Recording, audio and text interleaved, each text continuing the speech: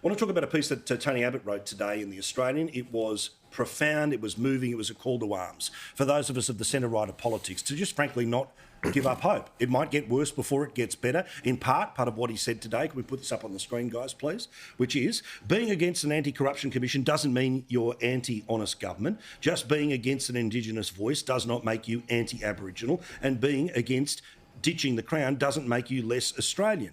Now, these are all quite fair and logical points, but, James, we don't live, sadly, in a society that is dominated by that. We are in a society where we keep believing that that's the silent majority, but the silent majority is often too silent, and a lot of people who will say that they're going to fight don't. Well, that's the whole thing, though. But, I mean, it ties back to the Andrew Thorburn thing, doesn't it? As soon as you stick your head above the parapet on any of these issues, we're about to see on The Voice a huge campaign by corporate Australia to say, The Voice is a good thing, vote for The Voice, and just quietly, if you don't vote for The Voice, then you're probably a bigot. Now, what does that say to people in corporate Australia, in business, in all sorts of areas? Well, now I've got to support The Voice, otherwise I won't get to trade with the big companies, I won't get a loan from a big bank. Who knows where this all leads? But it now means that there are ideological tests for absolutely everything. It is disgraceful, and it should not exist in a free country like Australia. Well, and also, you guys talk about it on Outsiders, and some people are going to think this is loopy, but I'm all in, right? Which is the move towards digital currency, right? If they basically say that you're all in and the only way you can trade is through PayPal or through the little bit. It's a social credit system. As soon as you end up being a person who has not kissed the ring lovingly enough, bang, no access to money. Here's what Peter Dutton had to say today, a bit earlier, with Chris Kenny in response to the article from Mr Abbott today.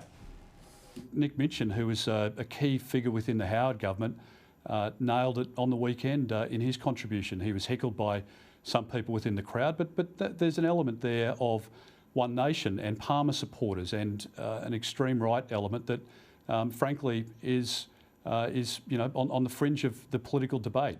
The people I'm most interested in representing are the Howard battlers, the tradies and people that are working hard, that believe in freedom of choice and all of the values that the Liberal Party represents. I can hear that CPAC crowd booing yet again watching television right now. All right, now Simon Holmes à Court pushing a book to talk about how amazing he is, how he hacked the system. Got an interview today here on Sky News, which I'm pretty sure is the same company that I work for. Simon, are you really paying attention? Here's what he had to say about the Victorian election, where guess what? They're not running against Labor. But what's your sense of the Victorian election? Are you feeling confident that that wave will continue? We've done polling on those electorates that you've shown and found that there is strong support for the community independent model in those electorates. When you ask people in those electorates, would they support a candidate of the calibre of, say, Zoe Daniel or Monique Ryan, then it's a clear win. But again, Michael, this is not a hack on giving people a community independent. It is, of course, a very clever way of adding yet another thing for people who don't want to go all the way Green, all the way Labor, and then unless the Liberal Party gets 50.1%, which they won't, they, of course, end up losing the seat on preferences, and then, yay, revolution. Well, the Teals in Victoria since the federal election have been hopelessly disappointing. Monique Ryan, in particular, Zoe Daniel. They've played all their cards and they've got no power to basically influence much going forward. By the way, you've got to love people like this Holmes à Court fellow, don't you? These rich people, they prattle on about how they're, the hereditary monarchy is a terrible thing, undemocratic, passing it down. What about death taxes? What about inheritance, hereditary inheritance? Is he in favour of that? It's all very well to say, well, Charlie shouldn't get the job, King Charles shouldn't get it from his mother, but these rich people are entitled to get all the inheritance from their parents just because of an accident of their birth, and they get all that money tax-free, okay? So, let's be consistent here, Mr Holmes à Court. And by the way, James, can I just take you up on a point? You're absolutely right, mate. I do not want to be lectured by BHP and Rio and all these other companies, many of whom are BCA members, a couple of the American energy companies.